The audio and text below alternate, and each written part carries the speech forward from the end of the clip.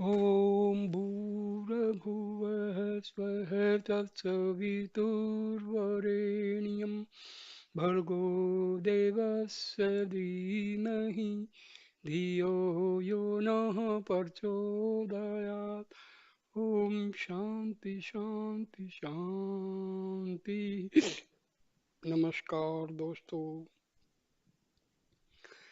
this is my fourth video on the book Final Talks by Annamalai Swami. I start with a question the devotee asks, but still I must keep up with the inquiry.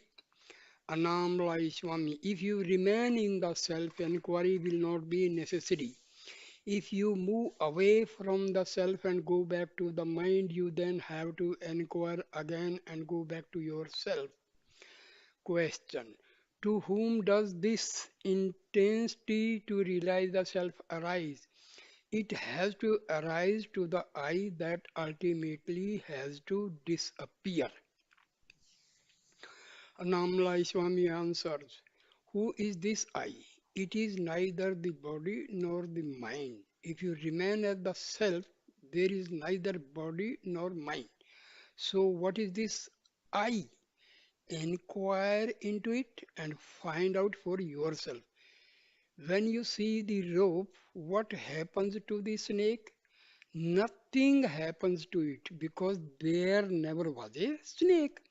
Similarly, when you remain as the self, there is a knowing that this I never had any existence.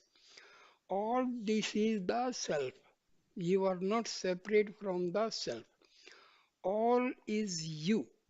Your real state is the self, and in that self there is no body and no mind.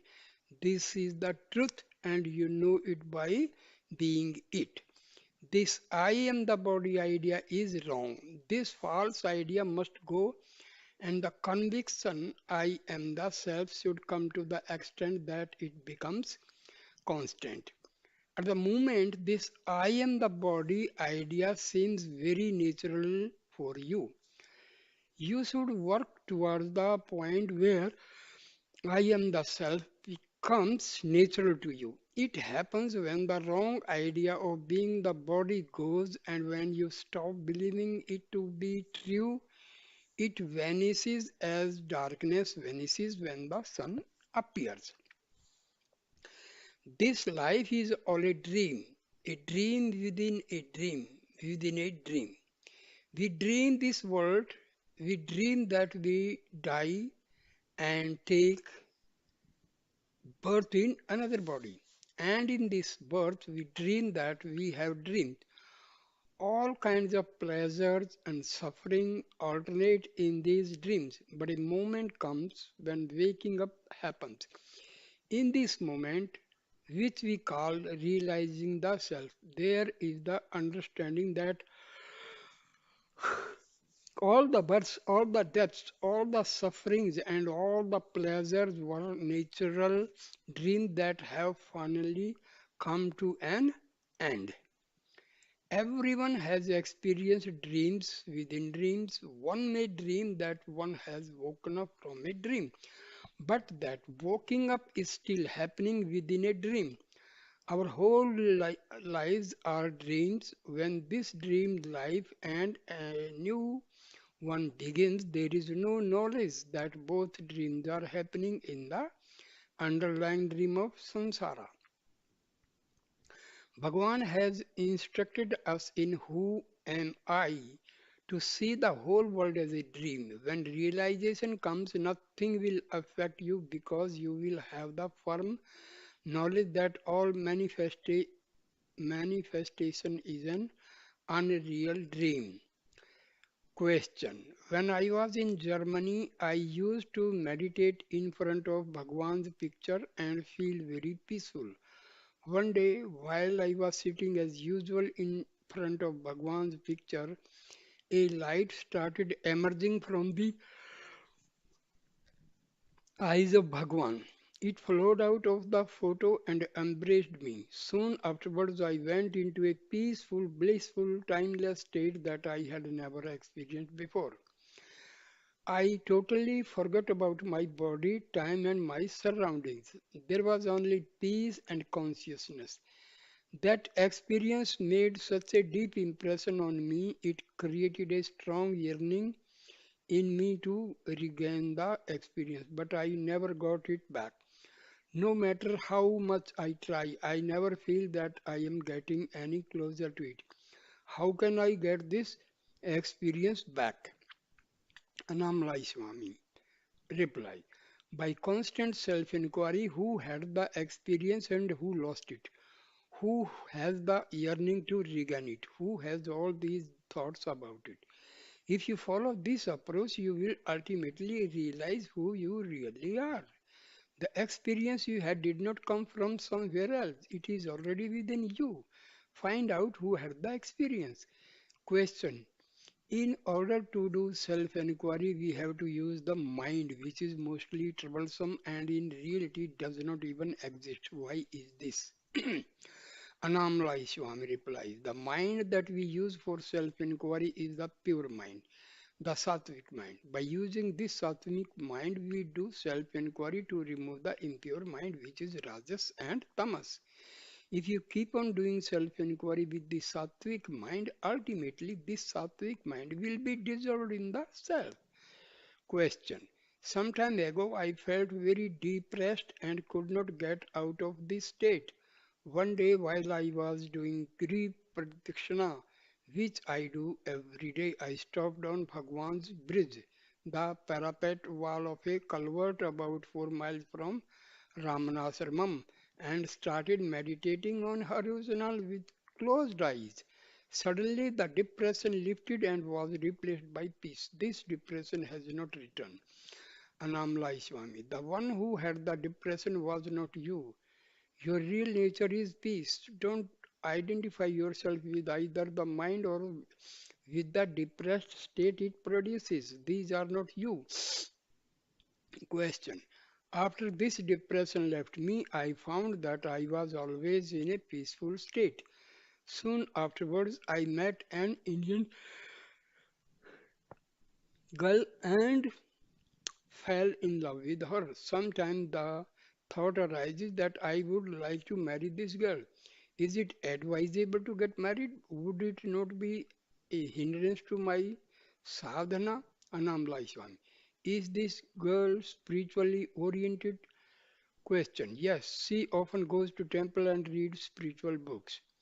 Annamalai Swami. If the partner has progressed spiritually to the same extent that you have, it would be a great help.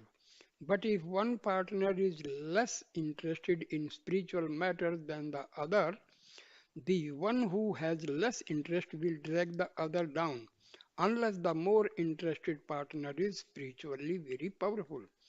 And in such a situation, there would always be quarrels and tension. If both partners have the same spiritual yearnings to realize the self, married life is okay. Otherwise, it is a hindrance. Question. How can we keep our sadhana in the middle of all our daily activities? It is very difficult. Annamalai Swami replies, Ramakrishna was once asked this question, and in reply he gave the example of a child who was playing by spinning round and round. If you do this, you will soon get dizzy and fall over. But if the same child spins round and round while holding firmly onto a post at arm's length, the child's grip on the post will keep him upright and prevent him from falling. On in this dizzy, spinning world of samsara, if you hold on to the post of the self, you will be able to stay upright and not fall over. I can give you another example. When you cut jackfruits open with your bare hands, there is an unpleasant milky liquid inside that sticks to your fingers and makes it very hard to take out the fruit. And afterwards, it takes hours to scrub it all off. However, if you put a little oil on your fingers before you start the work, this milk liquid will not bother you because it cannot stick to your oiled hands. Without some protection, contact with worldly matters can prove to be sticky and unpleasant. But if you oil yourself with remembrance of the self, you can move smoothly and efficiently through the world without having any of your business affairs stick to you or cause you any trouble or inconvenience. When there is a remembrance of the self, everything in life proceeds smoothly and there is no attachment to the work that is being done. Question. While you were doing a lot of work in the ashram, how did you manage to keep up your sadhana? Annamalai Swami. In those days, Bhagwan was accessible for most of the time, so I was able to get regular guidance in my sadhana. He told me to read Shivananda Lahiri, Elam Andre, Updesasram, and his other writings. He also told me to do prayana, chanting of scriptural works. All this was very helpful in keeping my mind on the self during work. Sri Bhagwan often said, while doing the work, don't have the idea I am doing the work. If you can keep up this attitude, work will not be a burden and no problem will touch you. Don't differentiate between work and meditation. If you don't differentiate, every job you do becomes meditation. And don't make distinction between different kinds of work. Don't think this is a good work, that is a bad work. If you treat all work equally and work you do will be beneficial for your sadhana. Question. We have to live in the world and deal with people, many of whom will try to take advantage of us.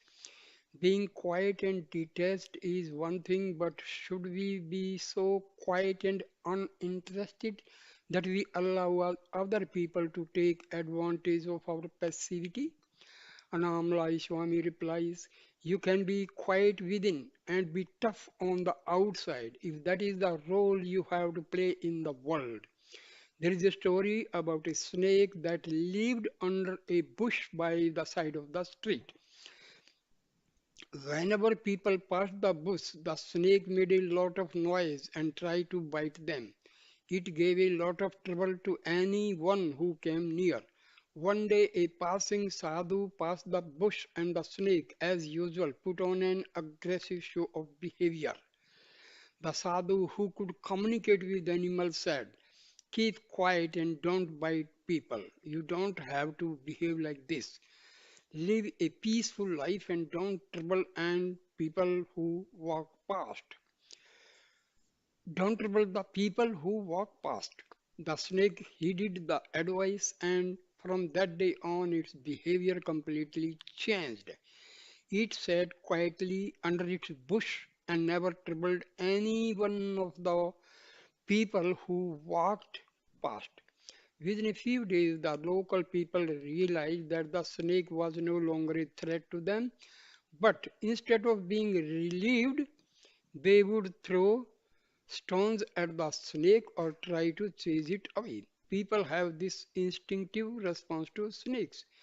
Whenever they see one, they feel compelled to commit some act of violence against it. The snake ignored the provocation for a while, but it soon realized that this new state of affairs was not an improvement on the previous one. A few days later, the sadhu came by and asked how the snake's new lifestyle was going. Not so good, responded the snake. I am suffering a lot on account of your advice. I am being very calm and I am not giving any trouble to anyone. But because of my calmness and sadhu like behavior, people are taking advantage of me by throwing stones at me and harassing me. They would never do this before because they knew I might retaliate and bite them. The sadhu thought about this for some time and then spoke. I advised you to be calm and not trouble anyone, but that doesn't mean that you have to sit here passively while people come along and hurt you. When people come to cause you trouble in future, just pretend that you are going to bite them. You can be angry on the outside, but on the inside you can still be calm.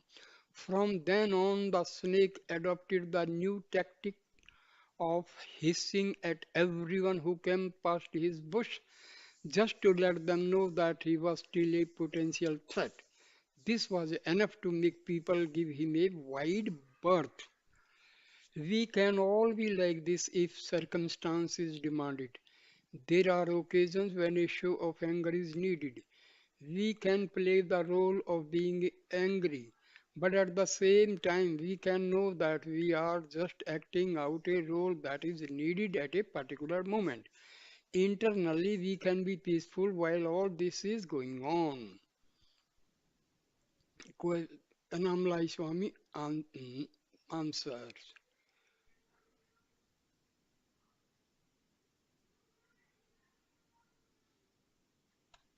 The same reply continues. Gyanis usually come to their last births with a mountain of punyas on account of what they have done in their previous lives. The jnani cannot experience all these punyas himself, but those who come into contact with him can receive them as blessings. The same thing can be said for all the papams that the jnani brings to his final life. A poor man can suddenly become rich if a millionaire takes a liking to him and give him a lot of money.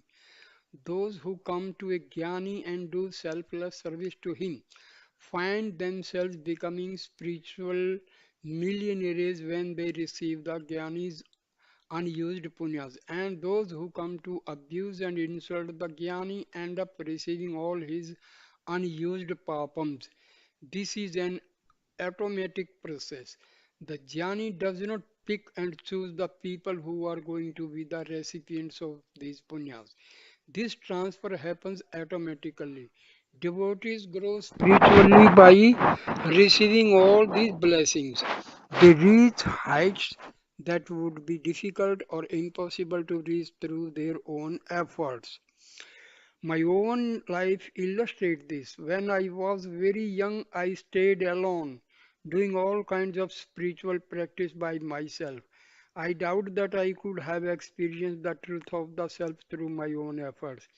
Fortunately, grace brought me to Bhagwan, and through Bhagwan's grace, I had the opportunity to serve him. My proximity to Bhagwan and the work I did for him made me ready for the truth. I learned this lesson about the necessity of being in the Gyani's presence early on in my time at Ramanashramam. After a few weeks there, I found myself disappointed by the attitude of many of the people I found around Bhagwan. They seemed to be more interested in gossiping than in doing meditation. I knew that Bhagwan was a great man, but I did not feel comfortable living with people whom I thought were not taking the spiritual life very seriously. I decided to leave the ashram and meditate by myself. My attempt to run away was not successful. Bhagwan's grace and power brought me back from Polur, the place I had run away to. As I sat in front of Bhagwan on my first day back, Bhagwan looked at me, and while he was looking, I began to hear the words of one of the verses from Ulladu Narpadu Anubandham resonating in my heart. The supreme state which is praised and which is attained here in this life by clear inquiry, which rises in the heart when association with the sadhu is gained, is impossible to attain by listening to preachers, by studying and learning the meanings of the scriptures by virtuous deeds or by any other means. I had never read this work before, so I don't know How these words managed to repeat themselves inside me. No one else heard them except me. The words praises association with the Jnani, saying that association with such a being is far more productive for sadhaks than doing spiritual practice by oneself. After hearing these words, I got the courage to stay on at Ramanashramam and serve Bhagwan. Question. You said that by serving a jnani one could receive his unused punyas as a blessing. Does one not need a lot of punyas of one's own merely to have the opportunity to meet a jnani and serve him? It is not just a question of good luck. Annamalai Swami, yes, one of our saints has written a verse to this effect. Those who have accumulated punyas in many lives, those who have purified their minds to some extent, those who have made a big spiritual effort over many lives, these kinds of virtuous souls will get association with a realized Guru, and by his grace they will come to realize the truth. If you want to get out hot, you have to go near a fire. If you want water, you have to go to a well. And if you want grace to realize the self, you will have to go to a jnani. Bhagwan would occasionally quote a verse from Kavalla Navanita that says, the immemorial Vedas declare that single-minded devotion to a holy sage is not only pleasing to Brahma, Vishnu and Shiva together, but also secures the rewards of all the Vedic rites and finally liberation from the cycle of birth. After my first attempt to run away, I never left Bhagwan again. I never went anywhere else to do my spiritual practices. I just listened to what my Guru told me and I carried out his instructions to the best of my ability. Then one day in the hall, Bhagwan turned to me and said, your karmas are over.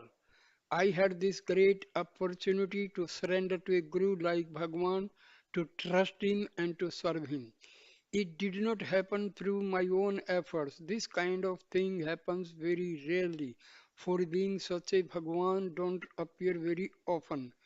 For beings such as Bhagwan don't appear very often. If you want to learn, you have to go to school. If you want jnana, you have to go to a jnani. I want to speak some more about the grace of the Guru. Bhagwan told me that the Guru is the self who is within. The self manifests in a form and pushes the minds of the devotees toward the self. At the same time, the Guru resides within us as the unmanifest self. From the inside, he is pulling us towards him. This pushing and pulling is the Guru's grace. For the Guru's grace to work on us, we have to surrender. We have to give up all the things of this world and all the other worlds and direct all our attention toward the self. If we want anything in this world or the next, our energy will be dispersed in these desires, and to fulfill these desires, we shall have to reborn again and again. I once told Bhagwan that I had a desire to go and live in a cave where I could do meditation by myself. Bhagwan told me, if you keep a desire like that in your mind, you will have to take one more birth. Why keep such a desire? If it is destined for you, it will happen by itself. Leave this idea alone. So give up all your desires, your likes, dislikes, and preferences. If you are truly the whole, which part of yourself will you like or dislike? To strengthen my resolve, Bhagwan would sometimes tell me inspiring stories of service and devotion from the lives of other great teachers. He twice told me about Virupakshadeva and Guhaya Namashivaya, two great beings who lived on Arunachala several centuries ago. These two served their Guru in Karnataka very faithfully for many years. At the end of this period, the Guru sent both of them to Arunachala and told them to meditate there. They came here and picked different spots for their tapas. Virupaksha Deva sat in the cave that is now named after him, and Gohai Nama Shivaya picked a cave that was further down the hill. They both attained liberation after years of meditating here. Eventually, they attracted the devotees of their own and started ashrams here. Perhaps Bhagwan told me this story because he knew that it was my destiny to be sent to meditate myself after many years of service. If a disciple serves a guru, the guru does not gain anything from it, but the disciple by his service becomes purified and fit to receive the truth. A ship may be taking you to the other shore of the ocean, but the ship itself is not gaining anything from you. There is one more verse that I want to quote for you. It was sung by Manika Vachagar, whose supreme devotion to Shiva enabled him to realize the self. Bhagwan often quoted Manika Vachagar's poems to us. I gave myself to you. In return, you must give yourself to me. So, in this business of giving and taking, who is the real winner? In our transactions, I received limitless ananda from you. But what did you get from me? Nothing. Just a useless ego. So, now you are residing in my heart. What more do I need? I have become fulfilled. I need nothing because you are in my heart. Manikavachagar could sing like this because Shiva himself was residing within him as his own reality. His desires were fulfilled, he needed nothing. Annamalai Swami further says, in the 1930s, I received a telegram stating that my father had passed away. I reported the fact to Bhagwan and asked, please give him moksha, liberation. Bhagwan nodded and said, yes. Soon afterwards, Chinna Swami asked me to take a bath because in our Hindu tradition, when either our father or mother dies, we have to take a purific purificatory bath. I told Chinna Swami, my father has not died. Bhagwan is my father. He is still here. The man who has just died was the father in my last birth. My father in this birth is Bhagwan, my Guru. I don't need to take a bath. There is another Hindu tradition surrounding death. If anyone dies in the family, we don't take food until the body has been disposed of. When Bhagwan's mother died at Sakandasram, Bhagwan ignored this rule, saying, Mother is not dead, let us eat. In this case, there was no ritual pollution involved because his mother had realized the self in her final moments. In such circumstances, the usual rules on bathing and fasting do not apply. There were other Hindu dietaries rule. Uh, Hindu dietary rules that Bhagwan sometimes ignored. When there is a solar or lunar eclipses, we are not supposed to cook or eat. On one such occasion, Bhagwan said, come on, let us take our food as usual. We don't have to worry about this eclipse. Some of the Brahmins who were more strict about obeying these sorts of rules were afraid to break their lifetime habits, but the rest of us went with Bhagwan and ate our food with him.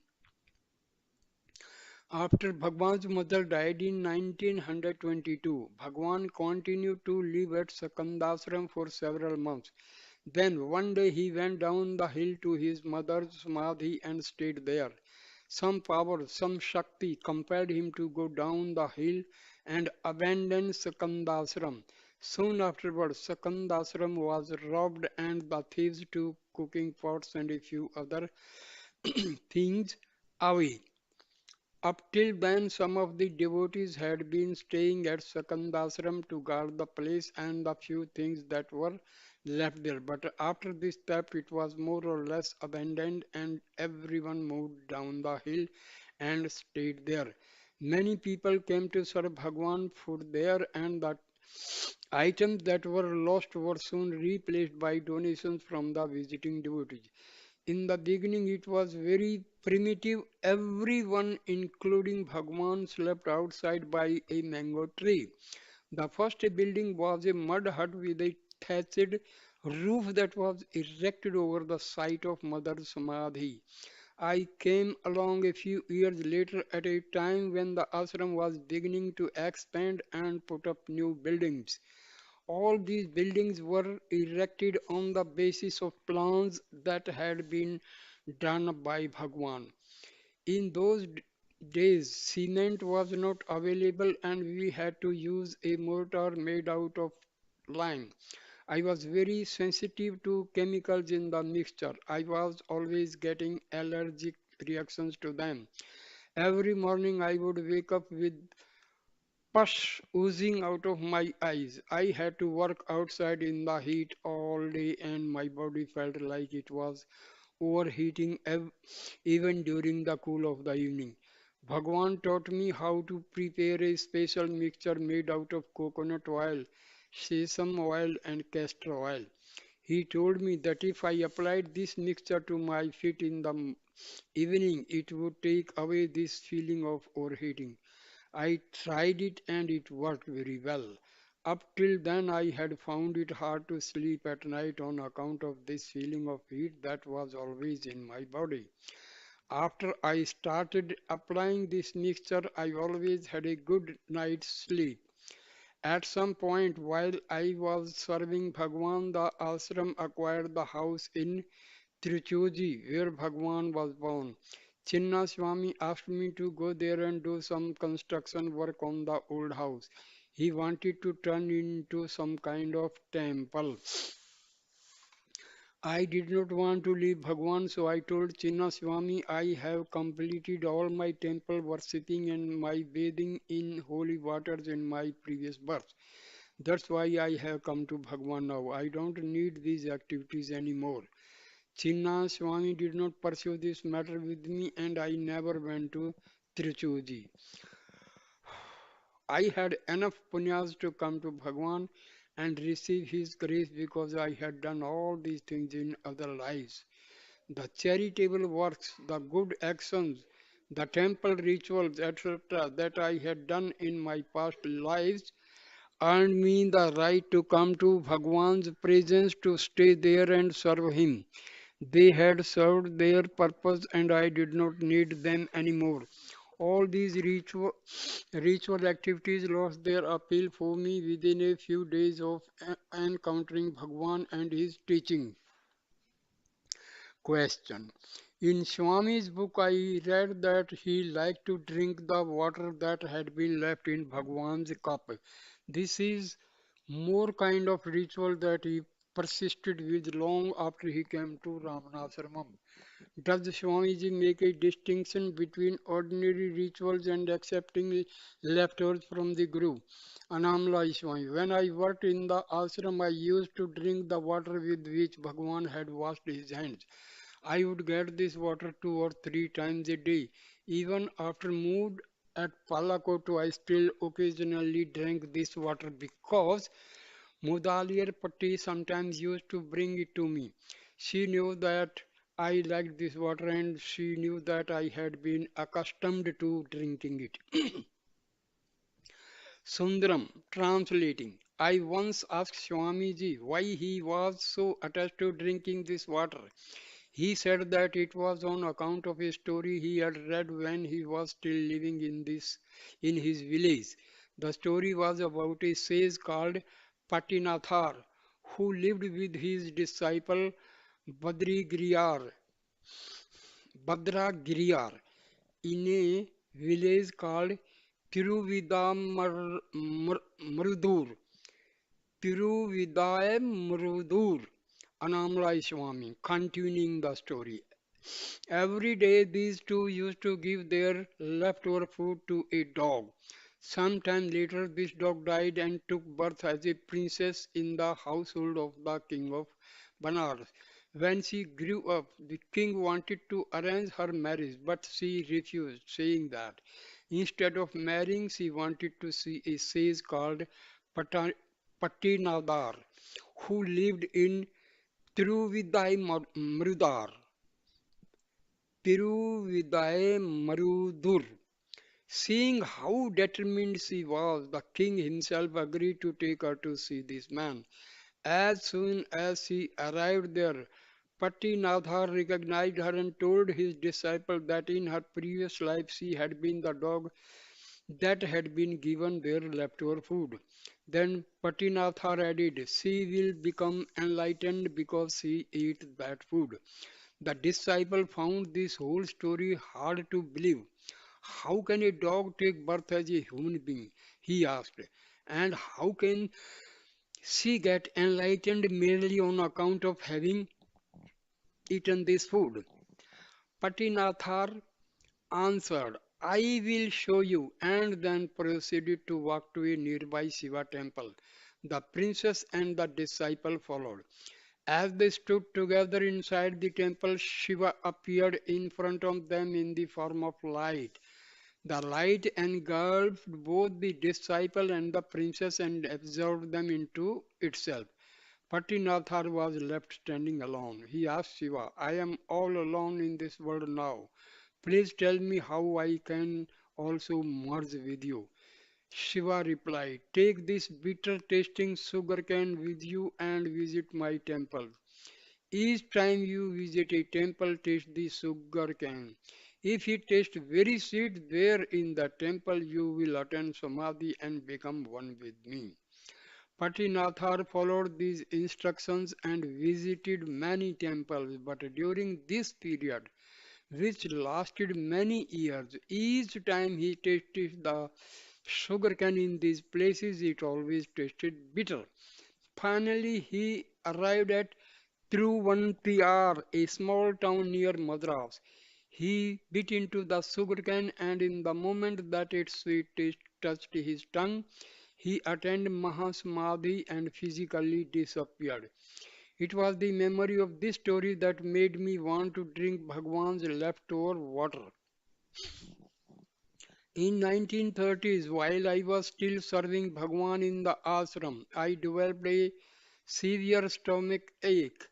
One of Bhagwan's doctor devotee decided to take me to Madras for a checkup. I was examined there, but the cause of the stomach ache was not found. As I was about to return to the ashram, I remembered the story of Pattinathar and decided to visit the temple at Truvantiyar on my way home. I had heard from other people that when Pattinathar dematerialized in the temple, he left a Shiva lingam behind. When I went to pay homage to him in his Samadhi temple, I saw that this lingam was still there. Question. During deep meditation, peace is there all the time, but there is still a feeling that peace is something that can come and go. I know that this is just an idea, but I want to eliminate this idea and have the direct experience of the peace that never comes and goes. Bhagwan says, you are always the self. It is just your notion that you are not the self that has to be got rid of. How does this happen? Annamalai Swami. The self is peace and happiness. Realizing peace and happiness within you is the true realization of the self. You cannot distinguish between peace, happiness, and the self. They are not separate aspects. You have this idea that peace and happiness is within you. So you make some effort to find it there, but at the moment it is still only an idea for you. So ask yourself, to whom does this idea come? Who has this idea? You must pursue this line if you want to have the idea replaced by the experience. Peace is not an idea, nor is it something that comes and goes. We are always that, so remain as that. You have no birth and no death, no bondage and no freedom. It is perpetual peace and it is free from all ideas. The I am the body idea is what is concealing it. This is what has to go. Question.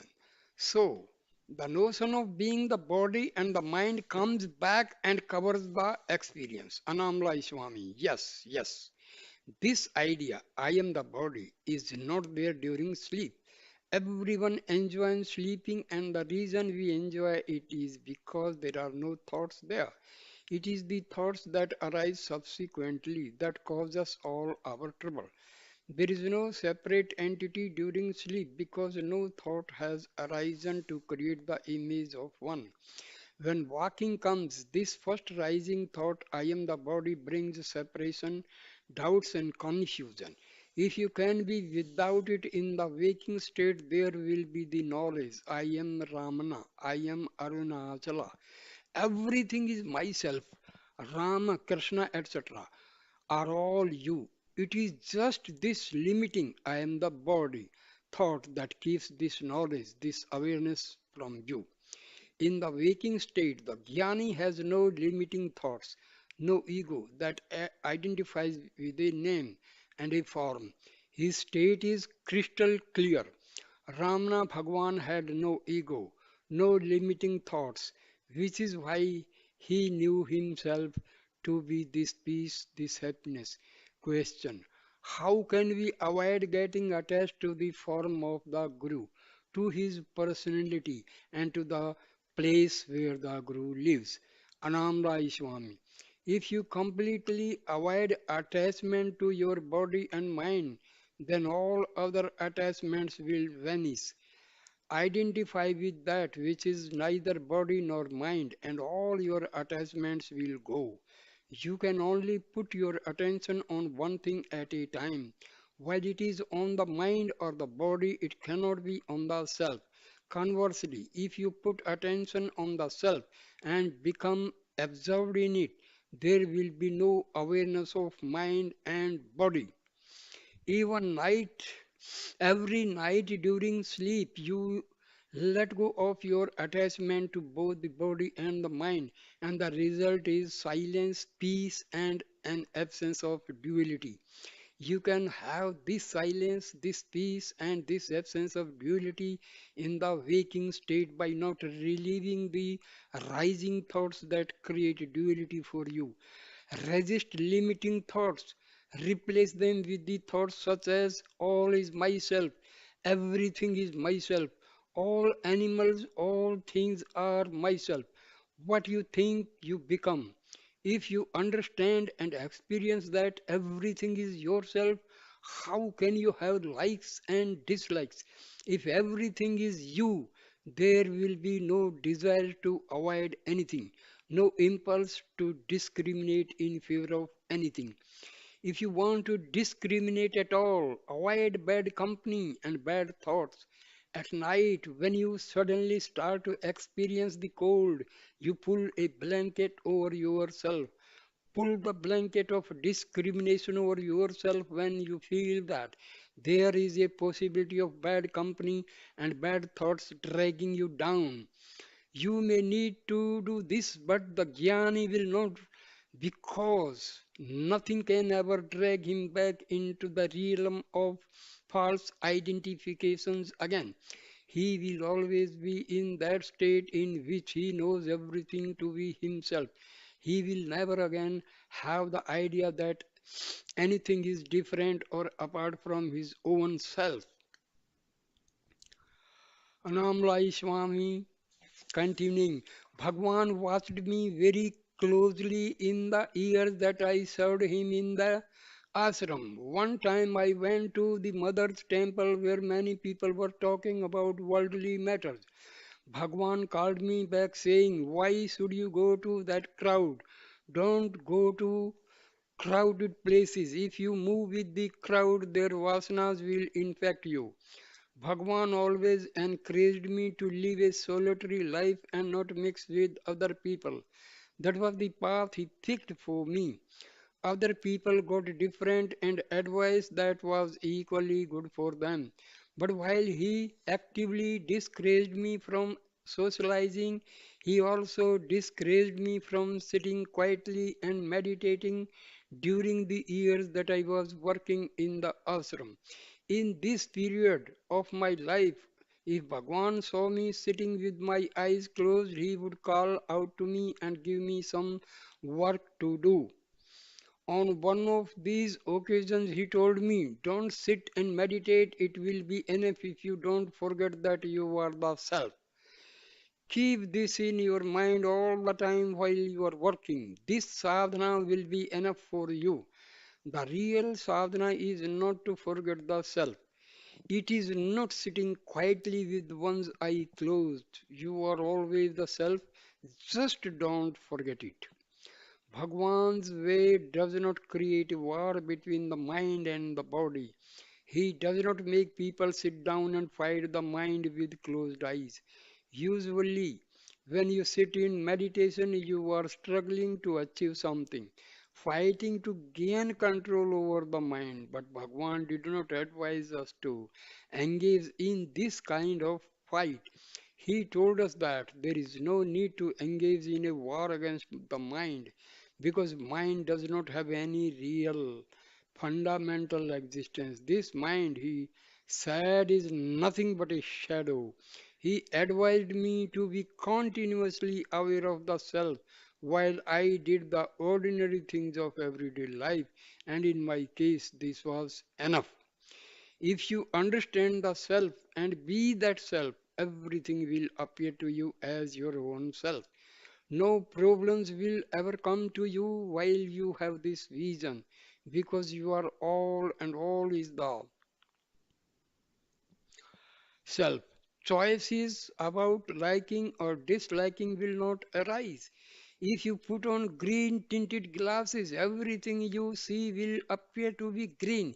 If you adopt the vision of the self, everything that is seen will be the self and self alone. So these were Bhagwan's teachings for me. If you want to understand the self, no formal sadhana is required. You are always the self. Be aware of the self while you are working. Convince yourself that you are the self and not the body or the mind, and always avoid the thought, "I am not the self." Avoid thoughts that limit you, thoughts that make you believe that you are not the self. I once asked Bhagwan, "You are at the top of the hill. You have reached the summit of spiritual life, whereas I am still at the bottom of the hill. Please help me to reach the summit." Bhagwan answered, "It will be enough if you give up the thought I am at the bottom of the hill. If you can do this, there will be no difference between us. It is just your thoughts that are convincing you that I am at the top and you are at the bottom. If you can give up this difference, you will be fine." Don't adopt attitudes such as these that automatically assume that you are limited or inferior in any way. On another occasion, I asked Bhagwan, "Nowadays, many people are crossing big oceans by plane in very short periods of time. I would like Bhagwan to find us a good device, a jnana airplane that can speedily transport us to moksha." This time Bhagwan replied, "We are both traveling in a Jnana airplane, but you don't understand this."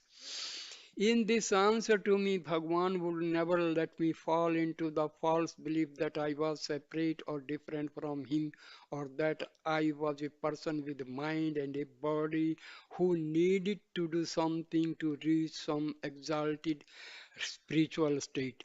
Whenever I asked him questions that were based on assumptions such as these, he would show me the error that was implicit in the question and gently point me back to the truth, the self.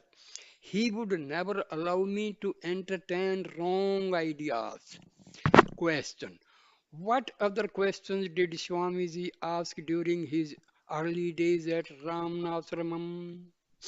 Annamalai Swami replies, When I first came to Bhagwan, I used to ask questions about liberation, what is bondage, what is freedom, and so on. Vrugnar, who was sitting next to me on one of these occasions, laughed and said, "This body doesn't even know what liberation is and what bondage is." I think he was amused by the innocence of my inquiries. After I began serving Bhagwan, I listened very attentively to all the philosophical explanations that he gave. I also talked to Chadwick and other devotees about various aspects of Vedanta. I gradually absorbed the teachings until a point came where I could say that I had a good working knowledge of Bhagwan's teachings and the various other systems that were being discussed in his presence. In one of his later songs, Murugnar wrote about Bhagwan. You make wise people of those who come to you in an ignorant state. This is the grace of Ramana. I always felt that this was a reference to me. It was not easy in the beginning. When I first came to the ashram, I was so forgetful. I rarely remembered anything that Bhagwan said because I was so forgetful. I used to keep a paper and pencil and write down whatever Bhagwan was saying. I felt that my forgetfulness was a hindrance to observing Bhagwan's teaching. So one day I approached him and said, "Bhagwan, my memory is very bad. Could you please bless me with a good one?" Bhagwan looked into my eyes for a few minutes without saying anything. From that day on, my memory became very clear and sharp, so much so I gave up carrying my pencil and paper. A woman on a pilgrimage stopped off to visit Annamalai Swami and asked for his blessings and advice. Annamalai Swami reacts. Don't forget yourself wherever you go. If you can manage this, you will not need anything else. A student once came to Bhagwan and told him that he wanted to go for further education. Bhagwan told him, "This education is good for you. Study more, but at the same time, study the person who is studying. Study yourself." One of the old Siddhas, Tamil poet saints who lived about 1000 years ago, composed a song. I yearned for and searched for the truth. I ran everywhere looking for it. I wasted my life, my time, and my energy looking everywhere for this truth. So much time was wasted in this pursuit.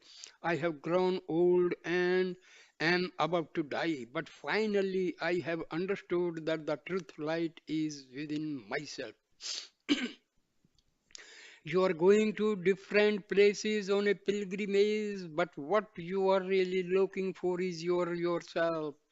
You cannot achieve success in this by going on external searches because you yourself are the one that is being looked for. Your real nature is peace. Forgetting this, you have lost your peace and you are searching in the outside worlds where there is no peace to be found. This is the teaching of Bhagwan, my Guru. I am passing it on to you. You must understand who you are and what you are, and then you must remain as that. If you can manage this, this itself will suffice. Right now, you are under the impression that you are your body and your mind, but the truth is you are the self. Let go of the I that you imagine yourself to be and catch hold of the real I that is the self. What do you hope to gain from your pilgrimage, from going here and there in an external journey? You are holding on to the idea that you are your body and your mind. Having assumed this, you are now looking for an external God so that you can worship Him. Though such worship may be beneficial, it will not take you beyond the realm of the mind. While you hold on to the idea that you are a person inside a body, whatever you see will be a manifestation of your own mind. You cannot transcend the mind by worshipping your own external projections. All these external appearances that you see in front of you are Maya. They have no fundamental abiding reality. To find the self, to find what is true and real, you have to look inside yourself.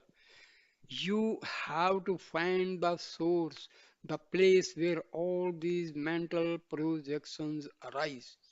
You are looking for satisfaction in the outside world because you think that all these objects you see in front of you are real, they are not. The reality is the substratum in which they all appear. This is what you should be seeking instead of looking for external gods in the different pilgrimage places.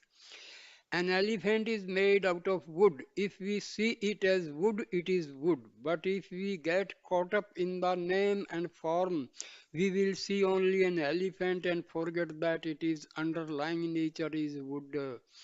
All is your own self. This form is different, that form is different, this is more powerful, this is worse. These are all judgments you make when you see separate objects instead of having the true vision that all is an undifferentiated oneness. There may be different varieties of light bulbs, but the current that activates and sustains them is the same. You must learn to become one with this activating current and unmanifest self, and not get caught up in all the names and forms that appear in it. Here is another verse from one of the Siddhas. Because of your ego, you are going to the forest to look for spiritual light. You are looking for this darshan of light in Badrinath and other Himalayan pilgrimage places. These things are the illusion of the mind. They depend on the states of the mind and the functioning of the mind. That which you are searching for is within yourself. Bhagwan wrote in Ulladunarpadu verse 11, knowing all else without knowing oneself, the knower of objects known is nothing but ignorance. How instead can it be knowledge? All the information the mind accumulates and all the experience it collects are ignorance, false knowledge. Real knowledge cannot be found in the mind or in any external location.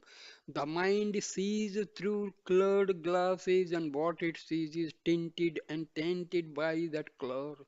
If your mind is in a spoiled and disturbed condition, the entire world will appear to be in a spoiled and disturbed condition. If your mind is crystal clear, everything will appear to you to be clear and peaceful. Your most important objective must be realizing the self. If you have not done this, you will spend your time in ignorance and illusion. You, your mind, this world, they are all Maya. Don't become a slave to this Maya. Instead, realize the self and let Maya become your servant. I have just remembered another verse from the Siddhas. Many people have struggled years together to realize the self. Millions and millions of people have struggled looking for the light outside themselves. If these millions and millions of people have died without understanding the self that is within them, it is because they did not understand the real path. You must find someone who has followed the right path, someone who has discovered this inner truth for himself and who stabilized himself there. Such a one will give you good advice. He will not send you out on unproductive adventures in the outside world. Following the advice of someone who has not reached this state is simply a case of the blind leading the blind. Neither knows the right path, and both will eventually fall into a big hole. You may find a fruit that is very bitter and decide to improve its flavor.